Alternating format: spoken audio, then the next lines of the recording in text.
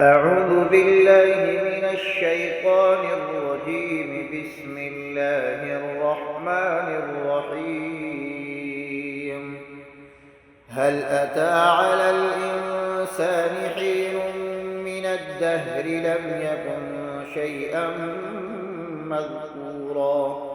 إنا خلقنا الإنسان من نطفة أمشاج نبتليه فجعلناه سميعا بصيرا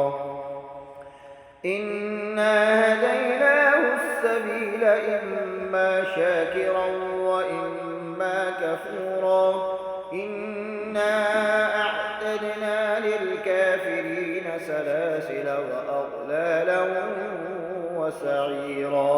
إن الأبرار يشربون من كأس كان مزاجها كافورا عينا يشرب بها عباد الله يفجرونها تفجيرا يوفون بالنذر ويخافون يوما كان شره مستطيرا ويطعمون الطعام على حبه مسكينا ويتيما وأسيرا